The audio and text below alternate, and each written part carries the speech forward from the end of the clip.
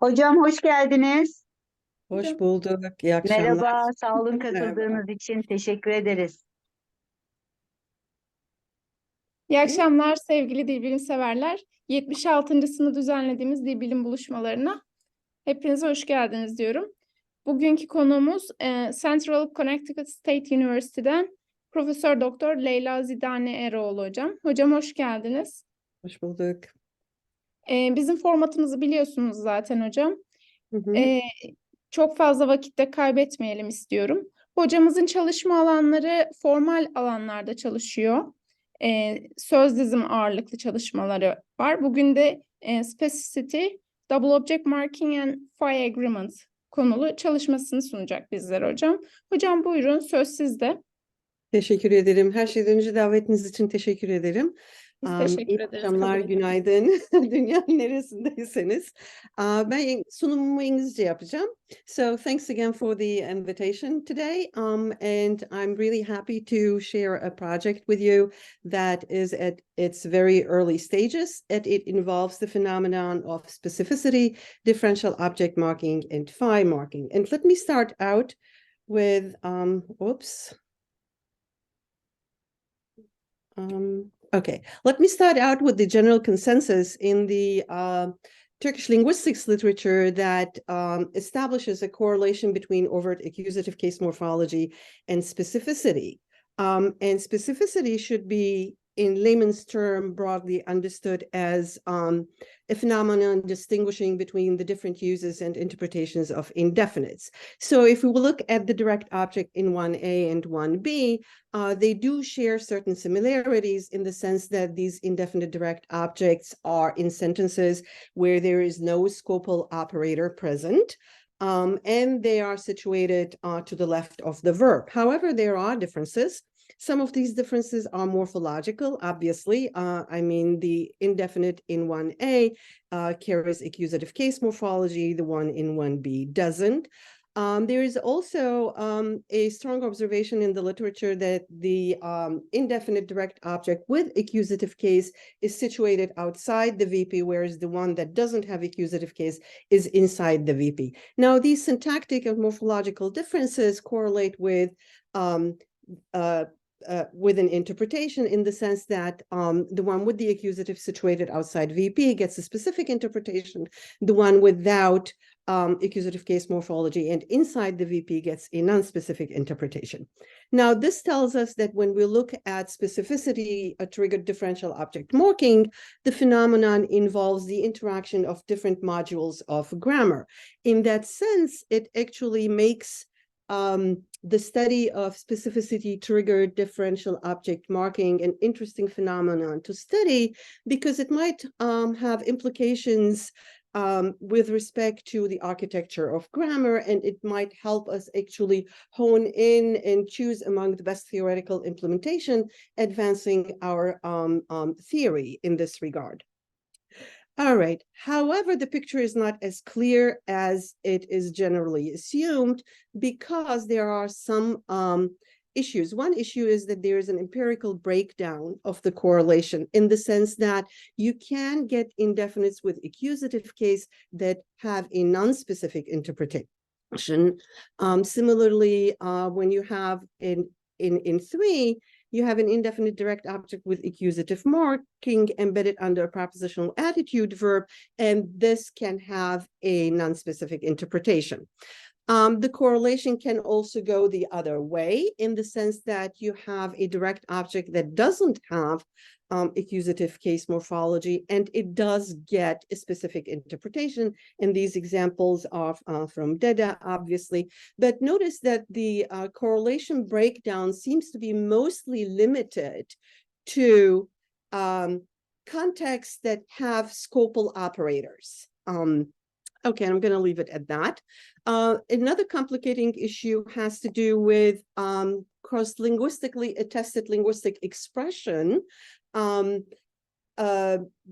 regardless of whatever feature the language uses to trigger differential object marking, you would expect no marking and you do get marking. So some of these examples involve negative polarity items, right? In all of the DMO languages, negative polarity items unexceptionally get accusative mark. So do free choice items. Another complicating issue that sort of plagues this long-standing consensus with respect to the correlation of accusative case and specificity has to do with the different accounts of differential object marking and the various approaches to specificity. So just briefly, what I'm going to try to focus on today, or my goal for today's talk, is to take a particular account of specificity, namely that utilizes choice functions and has a contextually salient assignment function. And what this function does is it takes the referential variable of the indefinite and links it to another referential expression in the sentence. Now, Van Huizinga, who proposed this, does not mention syntax in his account at all. And his semantic approach to specificity is really an extension of Fodor and Sachs' 1982 account of indefinites with exceptional scope behavior, namely referential specificity. And referential specificity really is specificity capturing intentional referential intentions by pointing to the referent the speaker has in mind. Okay, so what I'm going to try to show today is within the semantic approach to specificity that is coupled with this referential anchoring is that we need some syntax. Particularly, we need some syntax in terms of because the syntactic position of the indefinite with the referential variable in relation to the referential expression that it is being linked to matters, number one. Number two, we're also going to say that, yes, the referential expression that the indefinite is being linked to has to be referential, but being referential is really not enough. It has to also be sentient, and I will show that. Now, that leads me to think that we need a syntactic representation of a sentience projection and a speech act projection. And one outcome of this is going to be that if the referential variable of an indefinite is claimed along the way in the derivation before it reaches the upper left periphery of the clause, then that indefinite can no longer be referentially anchored as Van Huizinga has envisioned it. And that leads me to a presentation of a sentence that has an indefinite with an accusative marked direct object to have a sentient projection and to have a speech act projection. And I'm going to independently motivate those based on the data at hand and from other areas. Okay, so approaches to differential object marking, there is the well-known functional typological markedness approach. Basically, features are mapped onto a dimension and an object that has a feature that is at the lower end of this hierarchical implicational scale will be morphologically marked because direct objects in this account are typically on the lower end. And if they have a feature that's at the upper end of the scale, then we need to somehow differentially mark it. And that's really all I have to say about that. I'm not doing justice to it, but time constraints. Another approach is Kalen's approach of phi agreement that is tied to argument licensing. And the idea here is that nominals come with valued features. Some of these valued features have a special status, particularly those that trigger differential object marking are ticking time bombs, in the sense that if you think about a animacy triggered differential object marking here, then the nominal that is going to be differentially marked is going to have this valued feature animate that's going to be a derivational time bomb. What that really means is that the feature of this specific and NP, or differentially object marked NP, needs to be copied, passed on to a probe. Otherwise, the derivation will crash. So in that sense, what that really means is that differentially object marking with these ticking derivational time bombs have to be especially licensed. Why do they have to be licensed? Well, they have to be licensed because somehow they need to be anchored to the Speech Act, according to Kalin. So that means a differentially object mark with a feature definite if definiteness is the triggering factor, or specific if a specificity is the triggering factor, then because they need to be linked to the Speech Act because their reference is dependent on obtaining a referent from the domain of discourse. Now, Kalin's approach is very a solid and a particular implementation. And it takes us a long way, but what it shares with the traditional approach is that it doesn't really tell us in what way the object is specific. It just tells us it has the feature specific, right, and then that's it. Okay, now I'm going to look at Van Huysinger's choice function approach with the referential anchoring, but this is not the only approach to specificity in Turkish. Obviously, there's ENCH's notion of partitivity, triggering specificity, correlating with accusative case. There's Deasing's presuppositionality when it comes to accusative marked indefinites in Turkish, but she assumes that the accusative case on the indefinite is signaling a formation of a restrictive clause, in a nutshell, saying that accusative marked indefinites are actually quantificational, and that has its own problems. Okay, I'm going to skip that and go all the way to the particular notion of specificity that I am interested in.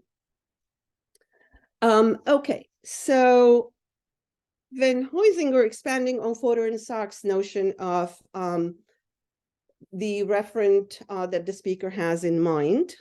It also coincides with ENCH's other notion of specificity, namely relational specificity.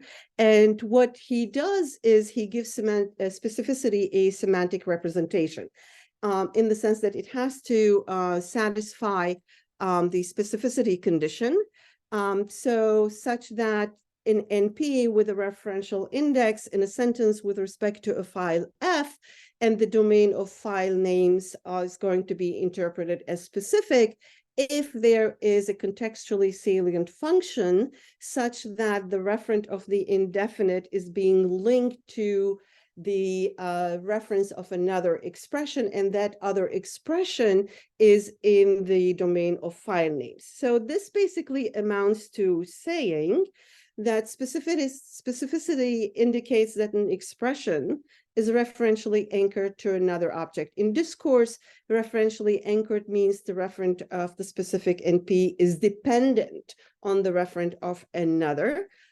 expression, and this relation is sentence bound, so it cannot be referentially anchored to an expression outside the sentence. And this referential anchoring function plays out at the semantic pragmatic discourse interface. All right. So what happens is the indefinite gets translated into an epsilon term that is being interpreted as a choice function. The choice function is going to reach into the set denoted by the descriptive content of the NP. It's going to pick one of its elements. That element is going to have a referential variable, and it's that referential variable that's going to be linked to a referential expression somewhere else in the sentence. Okay. So this basically plays out as such. You have a sentence such as Bill gave each student a certain task to work. Here is your indefinite.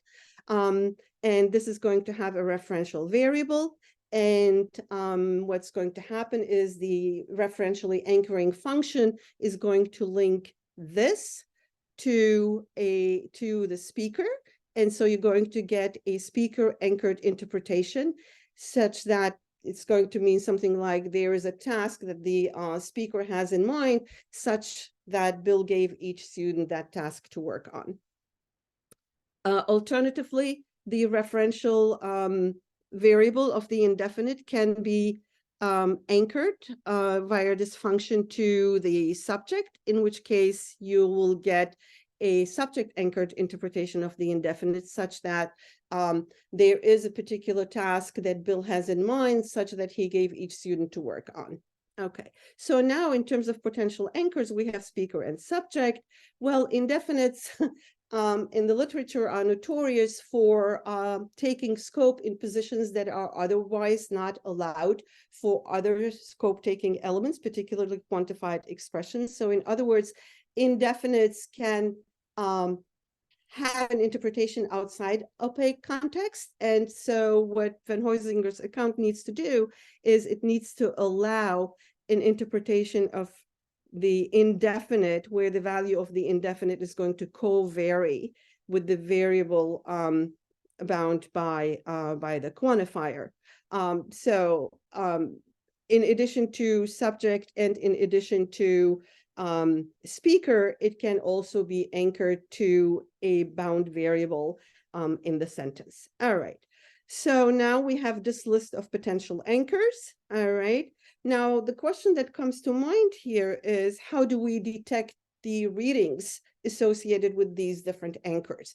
Maybe subsequent discourse can help, but I'm going to leave this as an open question. Okay. So speaker, though, anchored, if the referential variable of the indefinite needs to be linked to the speaker, we know that the speaker is not always represented as an argument in the sentence.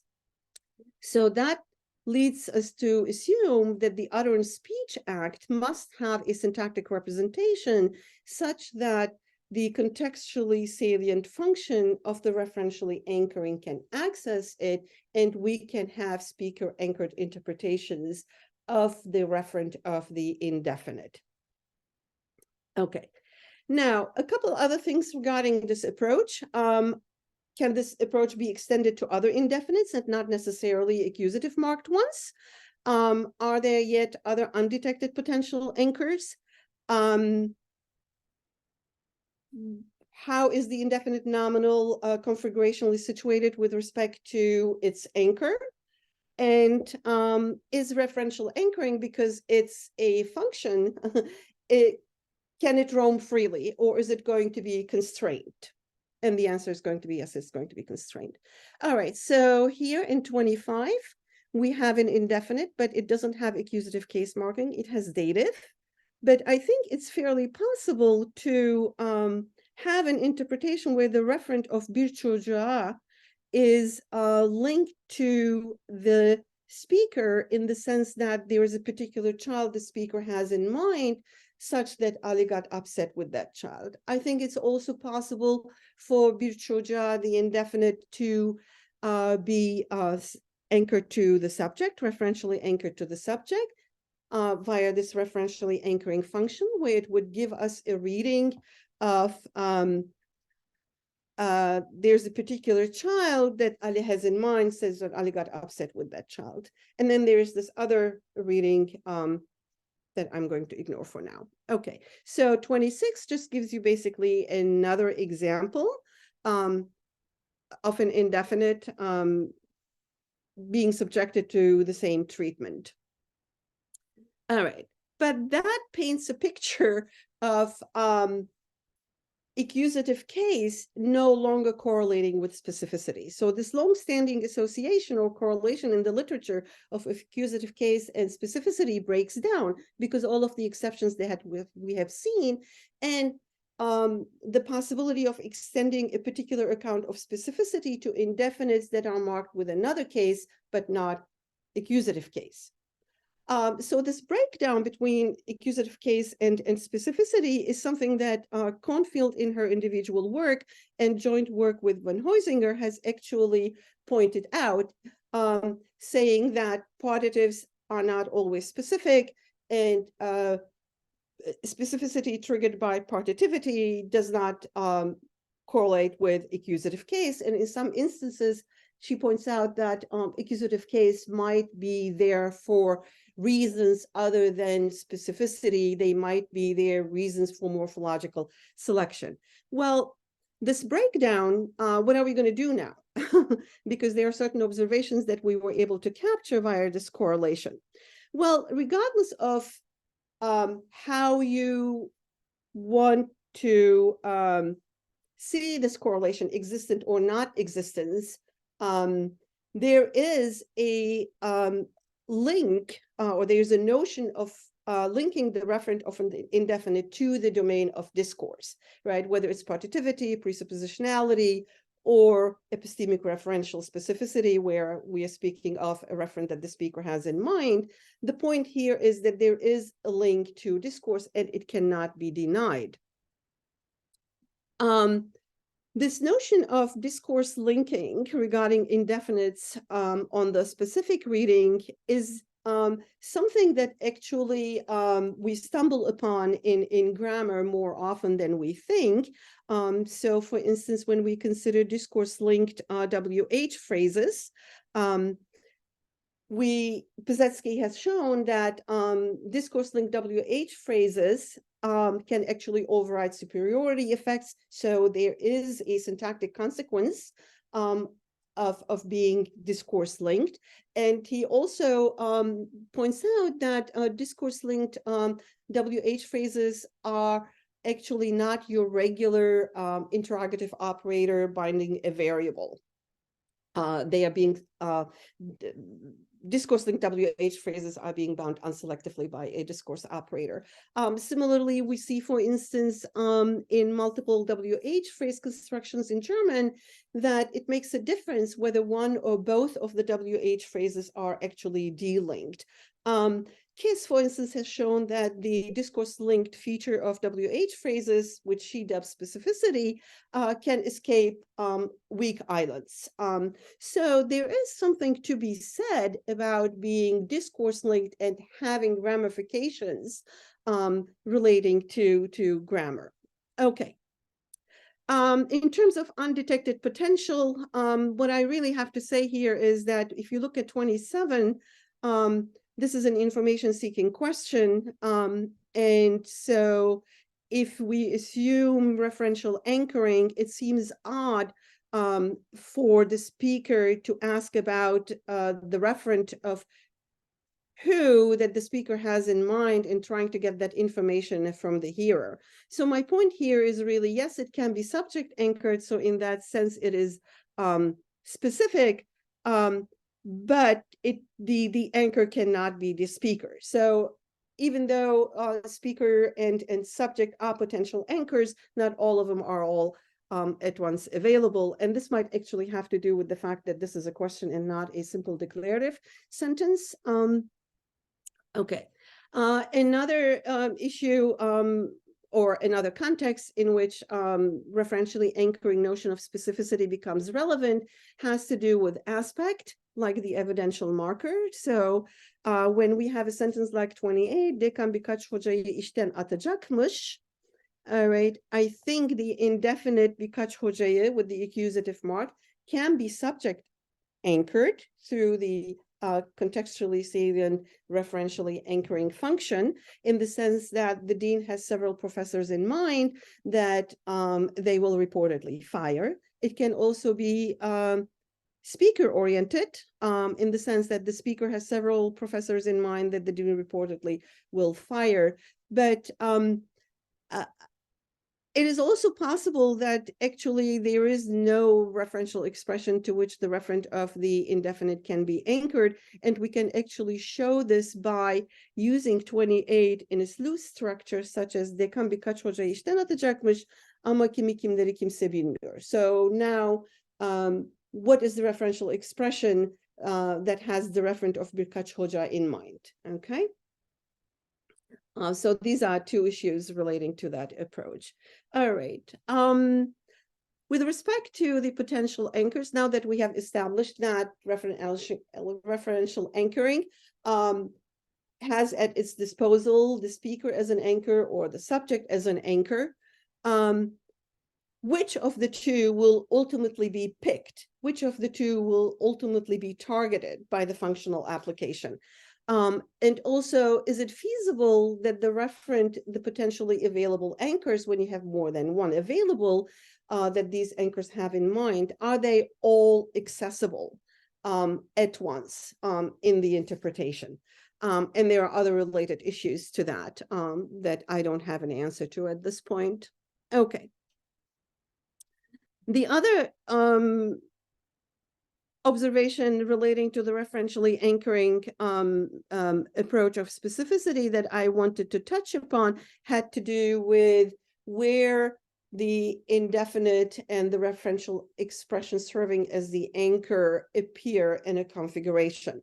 So we already have shown that in the referent of the indefinite can be anchored to a bound variable, a variable bound by the quantifier, so that we get the covariance interpretation.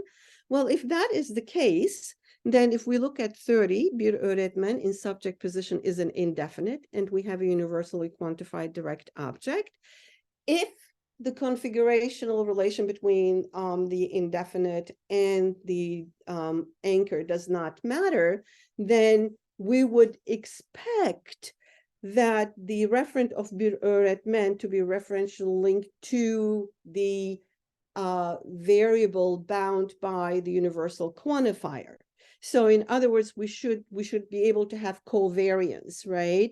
Where the reading is every student was greeted by a different teacher, and that is just simply not possible. So if that is not possible, then it's not enough just to have an indefinite and a referential expression in the sentence for the function to apply, but really what needs to happen is the anchor needs to be higher in the structure. So in that regard, the point that I'm trying to make in this semantically oriented approach to specificity, that syntax still matters, that syntax still has something to say. All right, so another thing relating to anchors is, so far we have seen speaker and subject, and they were all human. And so this is replicated in 32. Ali bir kediyi kovaladı. So here we have subject oriented. There is a cat Ali has in mind such that Ali chased it. There's a pronoun missing here. Or it could be speaker oriented such that there is a cat that the speaker has in mind such that Ali chased it. So the referential variable of the indefinite is going to be referentially anchored to either the speaker or the subject. Okay, now let's compare 33 with 32. Köpek bir kediyi kovaladı. The dog chased the cat. All right.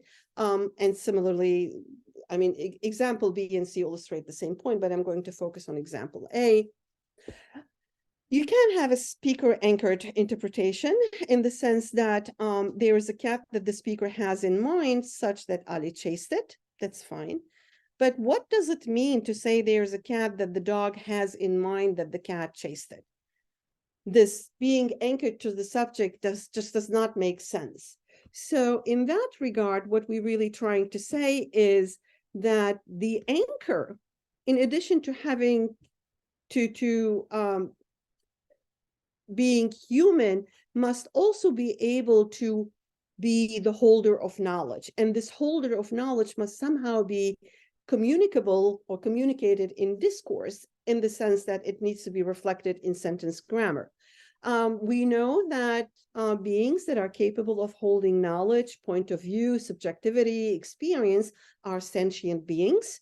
And so due to the contrast of the subject anchored reading between 32 and its absence in examples like 33, where we 33, what we're basically trying to say then that the feature composition of the referential anchor, in addition to being referential, it also has to be a holder of knowledge. It has to be sentient. Okay, so far, what I have done or tried to show with respect to Van Huysinger's approach of contextually salient function referentially anchoring the referent of the indefinite to another referential expression in the sentence is that it does cover a broader empirical ground, which was one contributor to the breakdown of the empirical correlation between accusative case and specificity. In terms of potential anchors, yes, the speaker can serve as a referential anchor, but it's the speaker of the utterance speech act or the subject, which is a participant in the event described by the predicate. And sometimes these overlap, but there is a way to sort those things out. There can be only one anchor. The function referentially anchoring applies to, despite more than one being available. All right. Additionally, I have shown that the anchor being referential is not sufficient, that the referential expression serving as the anchor must also be sentient, capable of holding knowledge. I have also shown that the syntactic position of the indefinite nominal in relation to the referential anchor matters in the sense that the anchor must be higher than the position of the indefinite with the referential variable or referential index. Okay, so that tells me that we need a representation that makes all of the above information available for the contextually salient function to access the anchor, to make referential anchoring possible. Ingredients of such representation then must involve information regarding the state of knowledge, such as the sentient projection, and it also must make reference to speaker or hearer, which are utterance participants, so we need the projection of a speech act projection. So the idea that you need the referential anchor to be sentient, where we're bringing in this property of sentience into the account, is not a far-fetched idea, and it actually the property of sentience plays out in other grammatical phenomena. So Spies and Tenney, for instance, give the example of modality. So in 34, you have the modal may. On its deontic meaning, it involves permission, and only sentient beings are able of giving permission or receiving permission. So the rock may roll down the hill does not mean the rock has permission to roll down the hill. The rock being non-sentient, it cannot be the permission giver or permission receiver. Similarly, the deontic meaning of must, which involves obligation, all right, it can only be, an obligation can only be imposed by sentient beings. So if you look at 34b with the deontic reading of must, the book must be at least 200 pages to count for this assignment. It does not mean the book is obligated to be at least 200 pages. It means someone requires, all right? So what I'm trying to show here is that sentience matters, and it has implications for grammar. Similarly, along similar lines, if you look at discourse-oriented adverbs in 36a, you have read, looked at the window. Apparently, Scarlett used the curtains for a dress. So it could be apparent to read, which is the subject, or it could be apparent to the speaker. Again, we have two potential entities here. But if you look at 36c, Red glared at Scarlett. Frankly, he didn't give a damn. Apparently, what matters here is only the speaker attitude and not Red's. So even though in principle we have two potential entities, right, expressing attitude, sometimes both can are available, but sometimes one of them gets eliminated. Okay, so according to Spies and Tenney, the description of such phenomena requires a reference to some sentient individual, and the sentient mind is fixed for a given clause. So this is really good, because if it's fixed for a given clause, all right, then this will help us rule out multiple referential anchors being all accessible at the same time in computing the interpretation of the indefinite. And so they call this structure the evaluation phrase. Right here, and the seat of knowledge, the sentient mind, sits here. Now, for us, the sentient mind is not the same thing as the validator, in the sense that what it accomplishes is it not the same, because we're not interested in having the sentient mind assess the truth of the proposition. What we really are interested in is that the sentient mind has relevance in the following way, namely that the anchor's sentient mind has knowledge regarding the referent of the indefinite nominal, so that, you know, the referent the anchor has in mind, so that the contextually salient function of linking the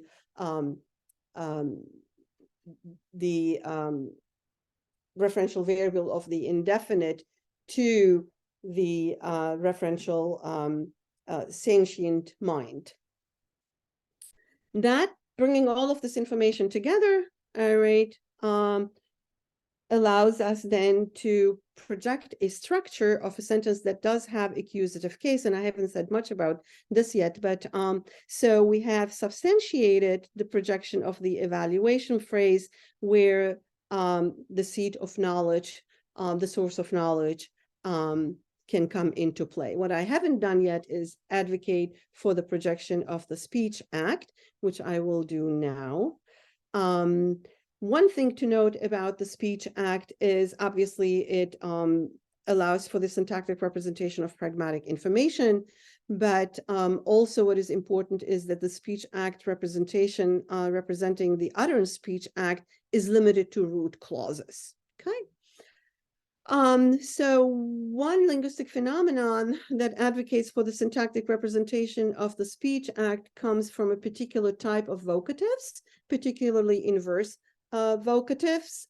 So in 39 from Akkosh and Hill, we have a context where you have an older brother speaking to a younger sister, and you have abise. So abise is a composite form. It has the noun abi, which indicates the speaker, because it's the brother that is speaking. And C, the possessive enclitic, stands for the addressee. And what we have in 39b is the exact reverse, where doctor is the addressee, and the possessive enclitic stands for the speaker. The point I'm trying to make here by appealing to these inverse vocatives is that the speaker and hearer are categorically represented in the syntactic representation of sentences. Okay. Another phenomenon that argues for the syntactic representation of the utterance speech act has to do with elocutive agreement. So this is overt marking of addressees. It does not necessarily have to coincide with a second person participant in the event, but what is important is that elocutive agreement is distinct from vocatives and occurs only in root clauses. And this elocutive agreement can be expressing politeness, such as honorifics, or a special bond, or, you know, some kind of affection towards the addressee. Here is an example of elocutive agreement from a dialect of Basque, which has subject-verb agreement. Here is your subject-verb agreement expression, agreeing with Peter, but then it has this elocutive agreement, which basically is telling us that this is being addressed to a second person. Tamil works the same way. So here we have a very simple sentence with a transitive predicate. So I is the first person, then we have a third person object, and then we have the elocutive agreement. So this would be uttered to an addressee of second person. All right, so there's a particular implementation proposed by Miyagawa to account for the elocutive agreement in Japanese. I'm just giving this to show that there is a way to make the elocutive agreement features be checked or match with an argument, which has to be syntactically represented, which has to be part of the syntactic representation. All right. Of interest to me in all of this is, in addition to projecting the utterance speech act, has to do with the fact that elocutive agreement involving the upper end of the left periphery of the clause does not occur in relative clauses, to show that this is really just a main clause phenomenon. So here we have the man who is sleeping. Here you have elocutive agreement on John is, which is part of the matrix. And then the relative clause with the predicate sleeping does not have elocutive agreement. And if you stick elocutive agreement in there, the sentence becomes ungrammatical. All right. It doesn't occur in complement clauses. So want is the embedding matrix verb. It's fine to have elocutive agreement, but if you stick elocutive agreement onto the verb in the embedded clause with the verb happen, then this is going to be ungrammatical. Okay, so the picture that emerges from this is that there seem to be co-occurrence restrictions. And what I mean by that is that when you have a second person agreement form triggering regular agreement, like subject agreement, subject verb agreement, object verb agreement, it blocks elocutive agreement involving the same feature. So here, for instance, we have you, which is second person, all right, and then the verb is going to agree with the second person argument. Elocutive agreement is ruled out. Same thing here. Interestingly, it's not just the presence versus absence of the second person in the sentence, but it's whether the presence of the second person triggers elocutive agreement. So in contexts where syntactic agreement between second person and the verbal complex does not unfold, elocutive agreement is okay. So when you have a second person object that does not trigger agreement, elocutive agreement is okay. Similarly here, with a quirky subject does not cause subject-verb agreement, elocutive agreement is possible. The same co-occurrence restriction we see in Basque, in the sense that if you have regular second-person agreement unfolding in the syntax, then you cannot, in the syntax meaning not involving the speech act domain, then elocutive agreement does not surface. Okay. So the important point for me here is that subject-object-verb agreement involving second person and elocutive agreement expressing addressee are mutually exclusive. Second person feature involving subject-verb agreement comes about in the CP domain, whereas second person feature involving elocution comes about above the CP domain. So we already have established that elocutive agreement involves the speech act sentient layer. So the idea is that this elocutive agreement is possible only if the participating feature has not already been claimed by the agreement mechanism inside the CP. So agreement involving participants of the utterance context and agreement involving the CP domain cannot simultaneously value the same feature. They're mutually exclusive, all right? You can't have multiple agree involving the same feature that unfolds in the content of the proposition inside the CP and the domain involving the utterance speech act. All right, consequently, what does that have to do with specificity and particularly referential anchoring? What I'd like to say is that an indefinite that is claimed earlier in the derivation, and for us, it's the referential feature of it. So an indefinite whose dependency relating to its reference is satisfied in the CP, in the content of the proposition domain, can no longer be referentially anchored. It can no longer be involved in the speech act sentient layer projection above the CP. And that was one of the goals that I was trying to show today, namely that indefinites claimed earlier in the derivation are no longer up for grabs for referentially anchoring. So in other words, this Van Huysinger's function of referentially anchoring indefinite so that they can get a specific interpretation is limited, is not free. Here is a case in point. When you have kendi, self, which is inherently third person, but its reference is dependent on another expression in the sentence. And its reference is going to be fixed by being bound to an antecedent in the clause, bound in the sense of binding theoretic terms that unfolds in the syntax via the mechanism of agree.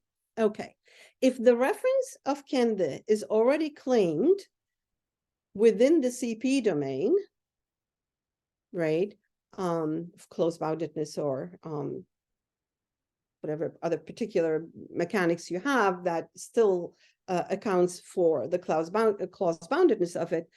If it's already claimed in the CP domain, then the referent of this expression should no longer be available to referential anchoring. All right, so it couldn't be the self that the speaker is thinking of interpretation. All right, and that's indeed the case. Because if the referent were still up for grabs, the sentence should be ambiguous. In addition to having this meaning where kendi is bound to ale, it should also have a reading where the referent of the nominal is referentially anchored to the speaker, and it does not have that. Okay. Here's another example. Hasan her gün bir arkadaşını ziyaret etmek istiyor. So again, you have the possessive that's going to be bound by Hasan, all right? But in terms of the reference of the noun arkadaş, the reference of Hasan and arkadaş are unrelated. There's no co-reference relation, which basically then means that the referential index of arkadaş could be claimed by the referential anchoring function, which is true because you can say there is a friend of Hasan's that the speaker has in mind that Hasan wants to visit every day. So that's speaker anchored, right? Yes. And there is a friend of Hasan's that Hasan has in mind such that Hasan wants to visit every day. So basically what we're saying here is the referent of arkadaş is up for grabs, and so it's available for referential anchoring, and you should get the speaker anchored meaning, and you should get the subject anchored meaning, and indeed you do. So an indefinite receives a specific interpretation outside the scope of a predicate like want, because the anchors are situated in the speech act layer and the sentient layer of the actual utterance in a position where it actually C-commands the matrix CP, the root CP. And the scope of want is limited to the embedded one. So referential anchoring seeking an anchor outside the CP, all right, allows you to have the specific interpretation. This basically amounts to saying that specificity is really independent of scope, which ENCH has basically argued for, and which Fodor and Sack have also advocated for their exceptional indefinites. So the analysis is going to be then such that a sentence that has an indefinite with accusative marking, accusative is going to bear the feature discourse anchored, which is going discourse anchored. In the upper domain, the speaker is going to have a control-controllee relation via indexing, just as Spicentini has argued, so that when you co-index speaker with a seat of knowledge, then it is the speaker that's going to serve as the anchor. And basically what I would like to say is that the discourse anchored feature on accusative case here is actually the linguistic input that triggers the contextually salient referential anchoring. There are other ways to implement this if you want to coalesce the projections above CP, and I'll be happy to entertain that possibility. Coming to conclude, specificity has a semantic representation.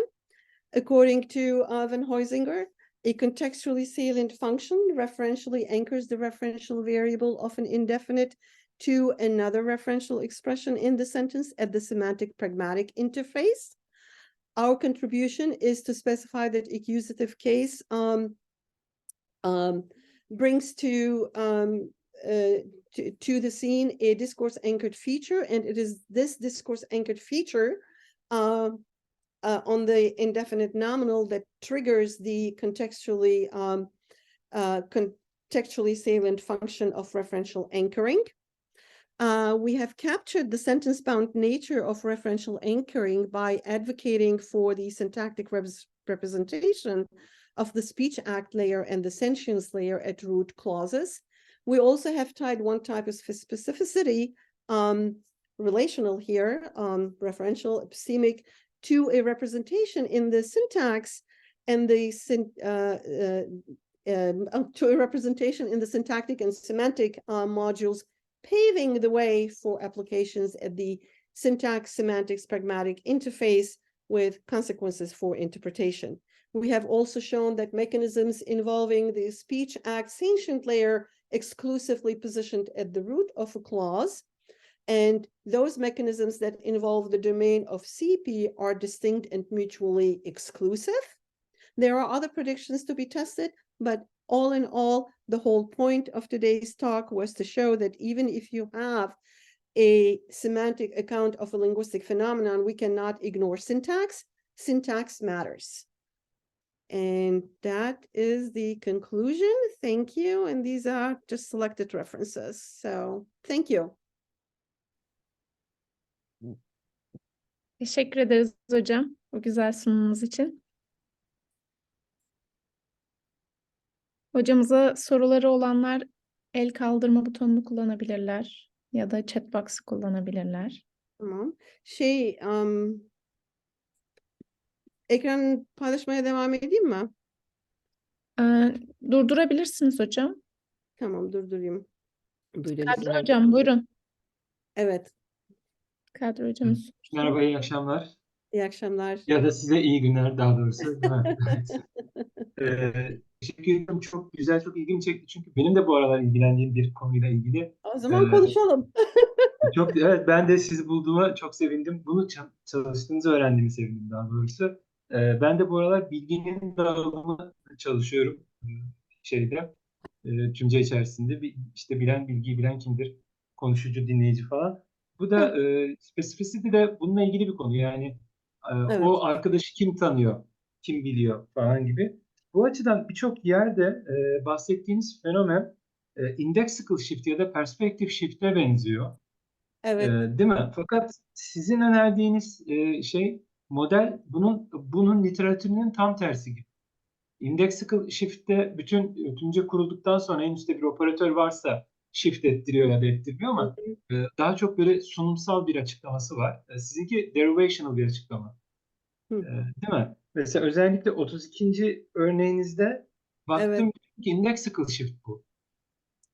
32. örnek hangisiydi?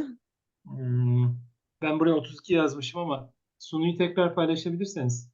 Tekrar paylaşabilirsiniz hocam. Dilerseniz. Bir bakayım.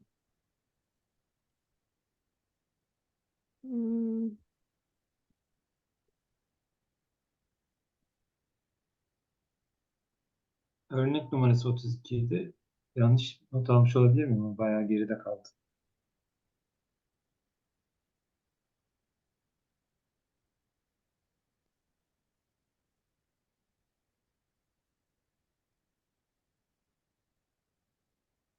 Ali bir kediyi kovaladı. Evet, tabii burada kediyi tanıyan kişi Ali de olabilir, konuşucu da olabilir. Evet. Olabilir.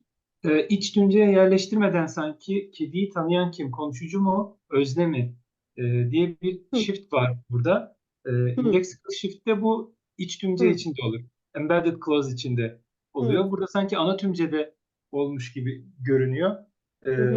Buna indexical ile perspective shift gözüyle hiç baktınız mı? O zaman ne çıkıyor? Hı hı. Şimdi bu benim çok böyle son zamanlarda gerçekten çok son zamanlarda çalıştığım bir konu. Dolayısıyla henüz implementation'ın ayrıntılarına girecek duruma gelmedim. Şimdi bunun uygulamalardan bir tanesi Hı hı. oops. Can I switch to English? I'm sure. My apologies. So if you have a full-fledged syntactic representation of the domain that relates to the utterance speech context, all right, then you can just basically say that the speaker or the hearer has a control relation to the seat of knowledge. And then this is going to be triggered by something here, right? So that the referential anchoring happens. That's definitely one way of doing it. Because if it's the speaker that controls the seat of knowledge, then you're going to have speaker perspective, or it's going to be anchored to the speaker.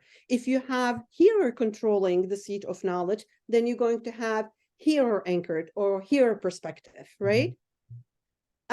But what do you do with subjects being holders of knowledge, seat of knowledge? Then instead of the seat of knowledge being controlled, now it can act as a controller. Right? So this is a very straightforward way of doing it.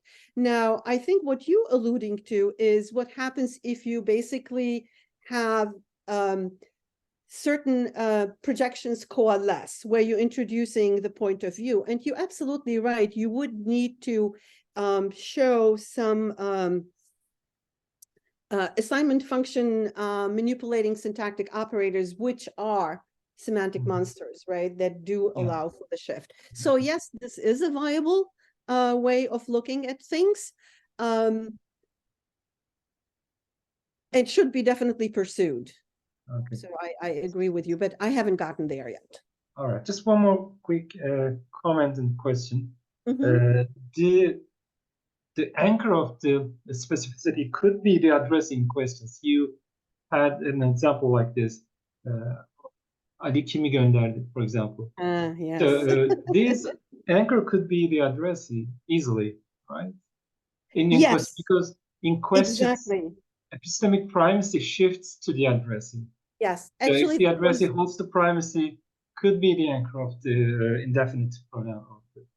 No. Yes, right on target. You're absolutely right. That was actually my original motivation to show the sentence that in addition to speaker and subject and another participant in the event describing the situation, you can actually also have the hearer. Because when you say Ali kimi gördü, it's an information seeking question, right? It's absurd for the speaker to ask about the referent of who Ali got to see, right? So it can be subject oriented, who is the person that Ali had in mind, such that Ali ended up seeing, or it could also, as you rightly pointed out, all right, because we're seeking the information from the hearer, right?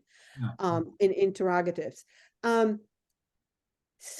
But that sort of touches on, if we're going to assume that accusative case is discourse linked, however you want to define discourse linked, whether it's partitivity or, as Ben Huizinga for epistemic referential relational specificity has through referential anchoring, this would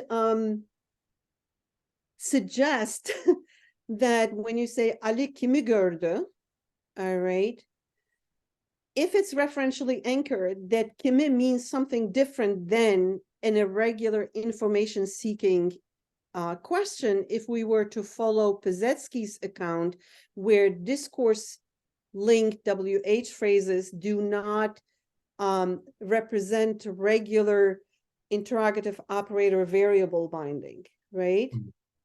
That they are discourse linked and they are really not interrogative. So you would have to say that the interrogative force of the sentence Ali kimi gördü has a source other than the WH word, if the WH word with the accusative marking is discourse linked. So it would be just pragmatic act, like you are the knower, that's the question. That's how we ask questions. Okay, thank you. Yeah, so but the interrogative force would be coming from something else other than the WH word. just a pragmatic action, not a syntactic or grammatical action, just Correct. pragmatic action. Yes, no operator variable. Yes. Yes. Thank you. Mhm.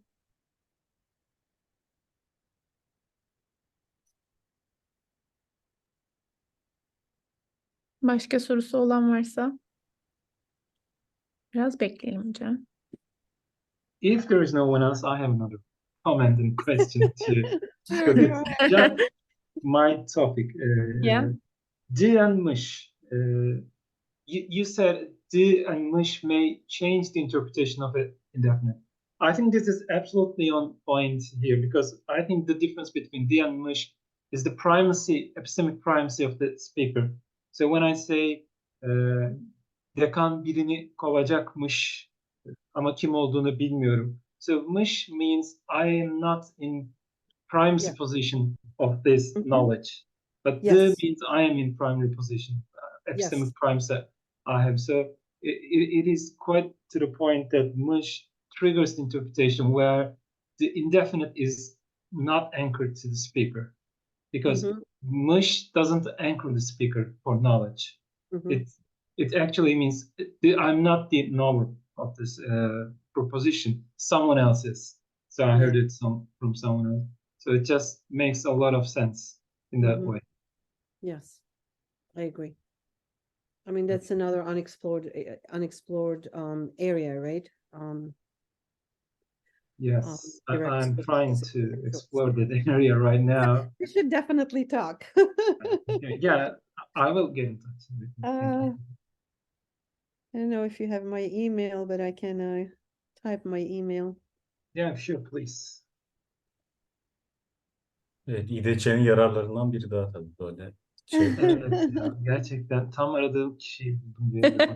And I mean, the other thing, that this is intersecting with is possible world semantics, right? Because in all those instances where you have accusative marked indefinites in the scope of propositional attitude verbs or intentional context, all right, the ambiguity of being specific versus non-specific arises, right? One of Cornfield's example had to do with imperatives. Well, imperatives, questions, subjunctives, in addition to the ones that I just listed, are very different from a simple declarative sentence. So there are other things at play. But I think when you have like Ali bir kitabı okumak istiyor veya let's say Ali bir kitabı okumak istiyor, Ali wants to read a book. If it gets referentially anchored to the utterance speech act at the root, that will immediately have the indefinite bir kitabı will immediately have the interpretation of being specific because it is anchored to the actual utterance, right? But want introducing possible worlds, right, where the value of the proposition is being determined at a possible world of an utterance, then the utterance is not in the actual world, it's somewhere else. So the idea then is, we could potentially have an indefinite with accusative case in the scope of an intentional operator, and it would be discourse linked, meaning to the utterance, but not the utterance of the actual world, but one of the possible worlds in which, this unfolds. So this also, if we develop this further, actually gives us a nice account of doing that. And so, I mean, it's an interesting phenomenon because it brings various different research areas all into one pot. I hope it just that the presentation was not too fast because I do tend to talk too fast. Any other questions? Any other questions?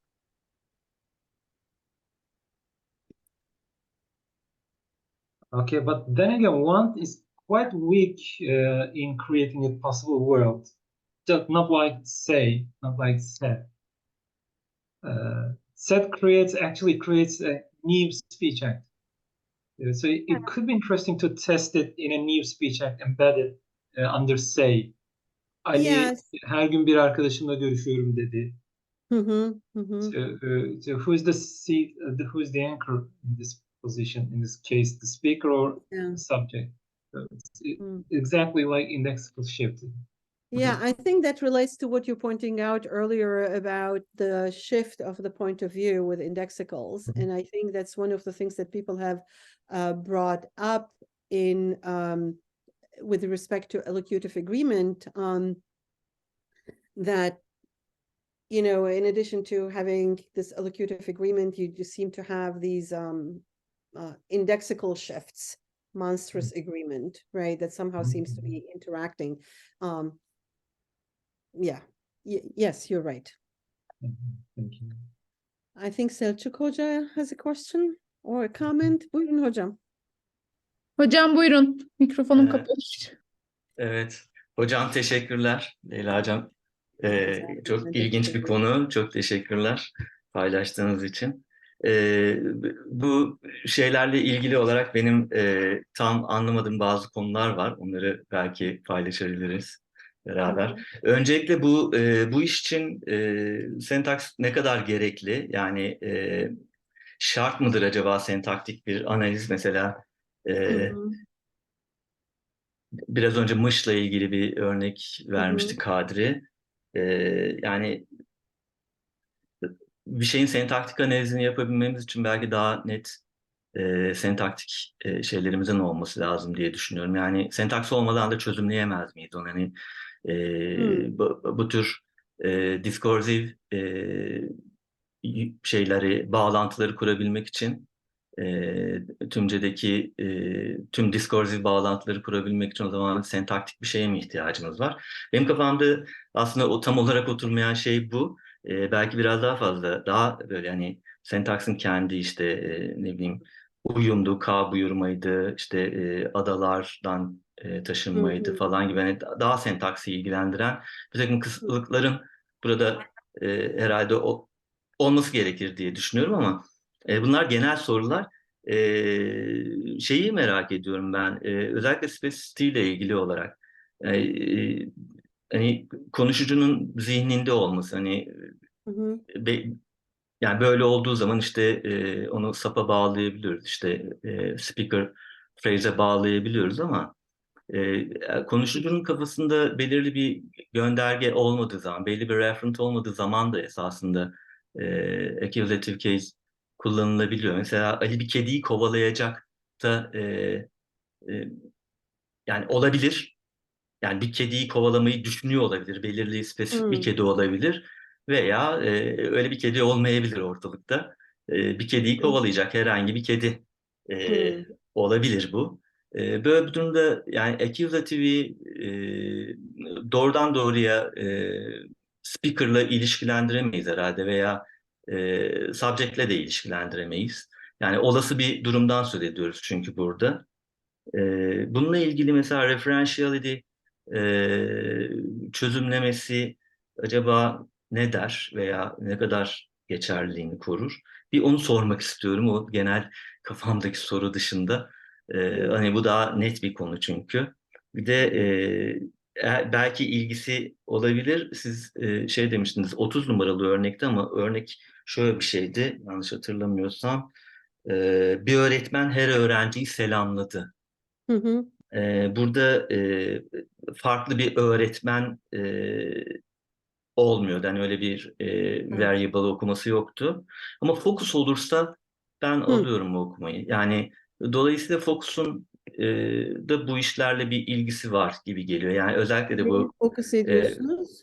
yani subject focus olursa hani bir öğretmen her öğrenciyi selamladı olursa ben o şey okumasını alıyorum. Hani a different teacher okumasını alıyorum. Yani her öğrenciyi selamlayan farklı bir. Bu zaten sanıyorum şeyde de var yani Kennelly'nin de işaret ettiği bir durumdu bu. Kennelly 2003'tü sanıyorum yanlış hatırlamıyorsam. Yani Focus'un da bu şeyle bir ilgisi var. Onu da bir not etmek istedim. Ama özellikle bu biraz önce siz de verdiğiniz bir örnek. Ali bir kitabı okumak istiyor. Orada da belki hani aklında bir kitap yok, herhangi bir kitap olabilir. Bu sonra belirlenecek. Yani şu an için bir kitap yok. E, Yani tüm bunlar nasıl sizin şey yaptığınız, anlatmış olduğunuz bu kuramsal çerçevede acaba yerini bulur, nereye oturur? Yani bu sapla nasıl açıklanabilir? Ya da açıklanmak zorunda mı illa? Hepsinin bir ilişkisi olmak zorunda mı? Evet. Teşekkür ederim. Ben teşekkür ederim hocam. Yani bana düşünecek çok şey verdiniz. Ve hepsi yani değerli olmanın ötesinde çok ilgili ve bu çalışmanın yani tam odak noktasında oturan şeyler. But I'm going to switch to English, so I Sure. apologize. Sure. We should hang out more often, guys. You Yeah. speak Turkish and I listen. So yes, I mean, whenever you have like an assignment function or a function linking one element to another, all right, it applies freely, right? I mean, at least that's my understanding of it. So if it applies freely, then ignoring focus for the moment, bir öğretmen her öğrenciye selamladı derken, why don't you get the reading where the reference of bir öğretmen co-varies with the variable bound by the universal quantifier. And the only difference why you don't get that is when you compare it to Bill gave each student a certain task, is that the referential anchor is lower. The potential referential anchor is lower, right? So being lower or higher is a syntactic phenomenon, right? You can't talk about one element being higher or lower in relation to another without invoking configurational representation. So that's one thing, right? The other thing is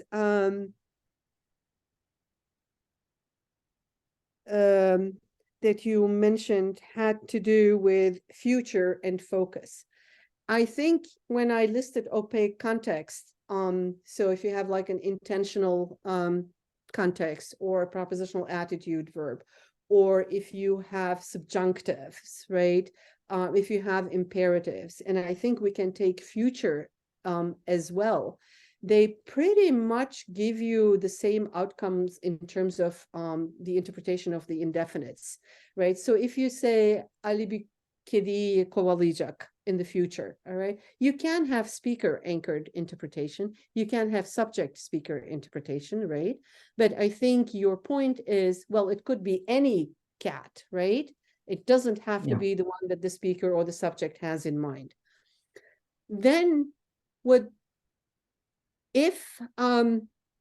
then probably what we would have to say is, in a simple sentence like this, is that the syntactic representation of the sentence is really not that simple, that somehow future introduces some kind of operator structure in there, all right, that allows us to have the accusative saying, you know what, link me to a referential expression. The function is going to kick in, but because of the future operator and the syntax that it creates, is going to link it to the domain inside the future. And it could be some kind of discourse representation. It could be, I don't know what to say, utterance speech act representation, but something that is linked to possible worlds that is going to help you evaluate the utterance, right? So again, we have like this possible world thing.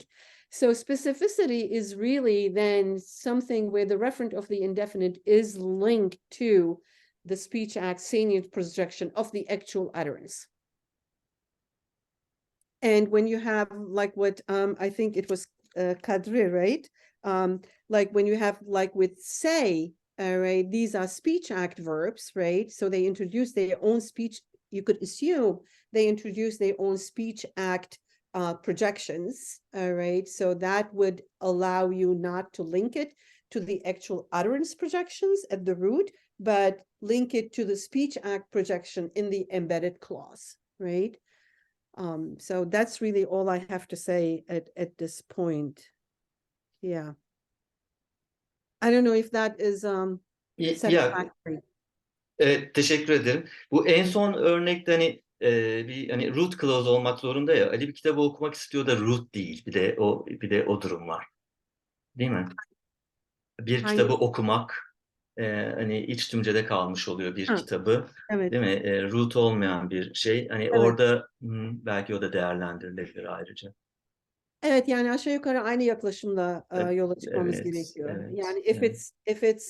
if it's anchored to the actual utterance speech act at the root, then it's going to have a specific interpretation. But if it's associated or linked to a time or world where the referential anchoring helps that is not the actual utterance, but some possible world, then it's going to be non-specific. Evet. Yeah. Teşekkürler. Rica ederim. Umarım bir dahaki görüşmemizde biraz daha somut şeyler söyleyebilirim. Zor konu. Mutlaka söylersiniz ama. İnşallah. Biz de dinlemekten memnun oluruz. Çok teşekkürler. Ben teşekkür Teşekkür ederim. ederiz hocam. Başka sorumuz var mı? Esra hazır jürim buradayken senin savunmanı da yapalım. Hakikaten bütün jürim burada. Jürim burada yani. Leyla hocam sizi de misafir edelim. Memnuniyetle. Evet. Başka soru yok herhalde. Başka sorumuz yok herhalde. Hı hı. Ben bir şey sorayım mı? Kapatmadım. Hocam bu allocative agreement var ya, ben galiba birazcık orayı kaçırdım. O kendi kendisi örneğine gelebilir miyiz bir? Onun harici bir O- örneğiniz var mı? Kendiyle ilgili bir açıklama yapmıştınız ya Miyagawa'nın. Hmm. Bak- Örnek verebilir misiniz? Ben de tam oturmadı. Çok bilmiyorum allocative agreement'ı. Bir saniye.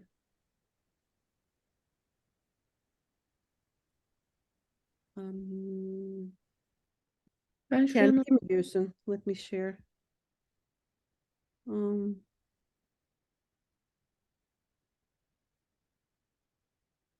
Allocative agreement ile ilgili neyi soruyorsun?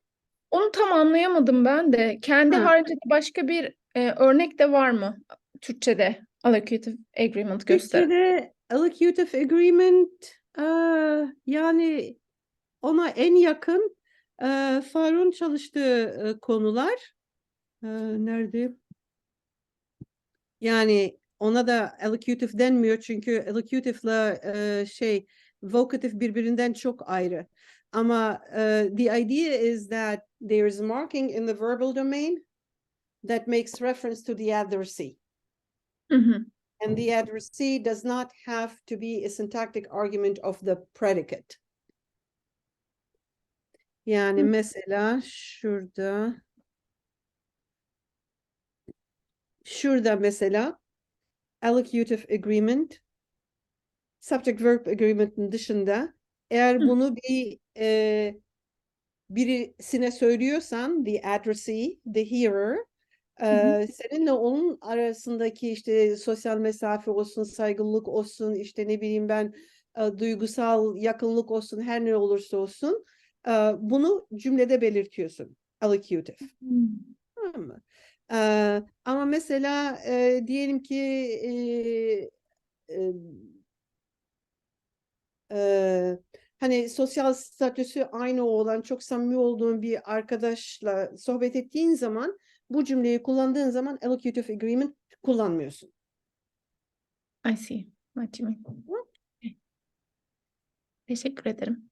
Rica ederim. Başka soru ya da katkısı olan var mı? Leyla'cığım bir şey sorabilir miyim? Ben de Tabii ki. ayrı bir eğer şey yoksa çok konuştum ama Rica kimsenin ederim. vaktini çalmak istemem. Hocam specificity ile accusative'i ilişkilendirme konusunda yanlış anlamadıysam siz tam o konuda öyle düşünmüyorsunuz değil mi? Yani dative de olabilir specific diye veya diğer case'ler de specificity ile ilişkili olabilir ya da accusative illa spesifik olmayabilir. Yanlış anlamadıysam böyle düşünüyorsunuz değil mi? Ben de öyle anladım. Birincisine evet, ikincisine hayır. Ha, tamam. Tamam. Yeah. Çünkü şimdi bu da it's only a specific type of specificity, right? It's epistemic, it's relational. The question is, how do you deal with partitives, right? Mhm. So is it the case that all indefinites, or is it the case that only accusative marked indefinites are partitive? So in İDÇ's account, when you have a specific indefinite, the indefinite has two indices, right? One index expresses the has the reference, has a referential variable, and the other index expresses the relation the NP bears to the domain of discourse. And then each index has a definiteness feature, and it's the definiteness feature on the second one that establishes the link to discourse that is going to give you the specific interpretation, right? Mhm. So odama İki kız geldi. iki kızı tanıyorum, Ha, right? yeah. İki kızı tanıyorum. So the accusative there tells us that the reference of iki kız are included in the set of girls that are already established in the domain of discourse. Mhm. So a related question is, when you have these partitives, regardless of whether they are explicitly partitive, kızlardan iki kızı, or covert partitives, silent kızlardan, all right, and then iki kızı being pronounced, you could say that, what could you say? What would I say? I would say that the accusative marking has this discourse-linked anchor, right? And you have this inclusion relation. The question there is, it would be the referent that the speaker has in mind, the referent of the girls that are part of the set that has already been established in discourse, right? So I guess what I'm trying to say that I'm doing a miserable job at saying is that one account of specificity can be married to another account of specificity. They are not necessarily mutually exclusive, because there are different ways of linking to discourse. Mhm. But I mean, Pisetsky's discourse linked was partitivity, and if you look at Groman's and I think Kiss's examples, they do not necessarily all have a subset superset relation. It was just a mention in the discourse that was enough. So But does it have to be accusative?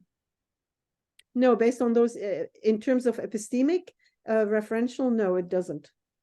Right? Because Ali bir çocuğa işte çiçek verdi, whatever. Mhm.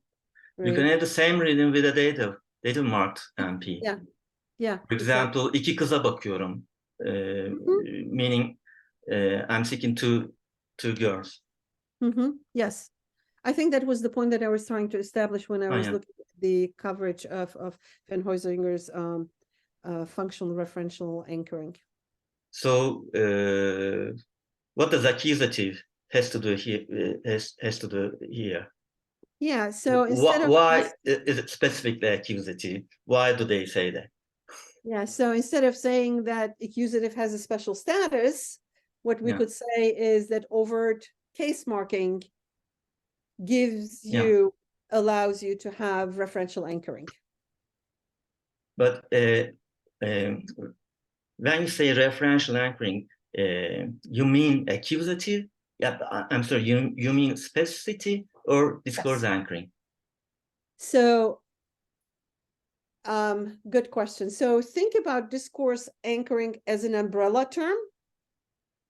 And in this umbrella term, you can have partitive specificity, and you can have this referentially anchoring specificity. Yeah, because when I say, I'm sorry, what was the example? Ali bir kediyi kovalayacak. When I don't have any cat in my mind, and Ali doesn't have either. So what is referential here, or what is specific here? Okay. I had an example in my doctorate, in my PhD thesis. Yalın üniversiteyi kazanırsa bir fakire yemek ısmarlayacak. Okay. There's no, there's no poor person around here when I say that sentence. Say the sentence It's again. Yalın üniversiteyi kazanırsa bir fakire yemek ısmarlayacak. Or bir hayır kurumuna $1000 bağışlayacak. Mhm. Whatever. What is referential here, or what is specific here? It is case marked, by the Mhm. way. Yes, it has the dative, right? Mm. Yeah, and it's not even inside the antecedent clause. It's in the main clause, right? Mhm. Yeah, so is it specific? No, I don't so. No, I don't doesn't think have to so. be, right? No, Doesn't have to doesn't be. have to be, yeah. Doesn't have to be, yeah. All right. Thank you. I have to think about that. Thank you. Which reminds me, I should reread your dissertation. No. Thank you. You don't have to. No, I have to remind myself Yeah, again, okay. I think, case in point. All right. Yeah, I mean, if it were, yeah, okay.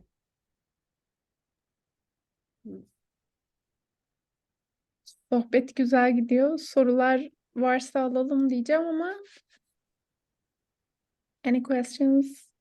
Katılımcılarımızdan soru yok başka hocam. Kapatalım isterseniz session'ı. Ben çok teşekkür ederim. Biz Davet teşekkür ediyoruz hocam. Davetimizi kırmayıp kabul ettiğiniz için. Çok teşekkürler. Anytime. Bana Çok şimdi keyifli. ödev çıktı. Selçuk'un tezini tekrar oku. Hadi Ee, konuş. Makaleleri Yok, var yani hocam. ben tez için söylemedim hocam. Aklıma örnek oradan geldi de onun için şey yaptım. Kusura bakmayın yani. Bu tezi promote ediyor gibi oldu. Yok. No.